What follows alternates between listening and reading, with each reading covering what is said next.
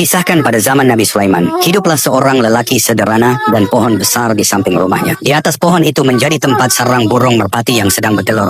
Pada suatu hari, istri dari lelaki itu menyuruhnya memanjat pohon itu untuk mengambil telur merpati agar dijadikan makanan untuk anak-anak mereka. Lelaki itu pun menuruti kemauan istrinya. Kemudian lelaki itu memanjat pohon tersebut dan mengambil telur merpati itu. Selepas kejadian itu, induk merpati yang kehilangan telurnya. Ia pun langsung mengadukannya kepada Nabi Sulaiman tentang kejadian itu. Mendengar hal itu, akhirnya Nabi Sulaiman memanggil lelaki itu dan menasehatinya agar segera bertaubat. Lalu lelaki itu berkata, "Wahai Nabiullah, aku berjanji aku tidak akan mengulanginya lagi." lalu di kemudian hari, istri lelaki itu menyuruhnya kembali agar mengambil telur merpati itu. Wahai suamiku, panjatlah pohon itu dan segera ambil telur merpatinya. "Wahai istriku, aku tidak akan melakukannya lagi, karena Nabiullah Sulaiman telah melarangku agar tidak melakukan hal itu lagi." Sang istri pun tak henti dan terus membujuk suaminya, sehingga suaminya pun menuruti kemauan istrinya. Kemudian lelaki itu mencoba memanjat pohon tersebut dan mengambil telur merpati itu. Lalu induk merpati kembali mengadukan hal tersebut kepada Nabi Sulaiman. Mendengar hal itu, Nabi Sulaiman pun marah. Kemudian Nabi Sulaiman memerintahkan 2 jin untuk menjaga pohon itu. Lalu Nabi Sulaiman berkata kepada jin tersebut,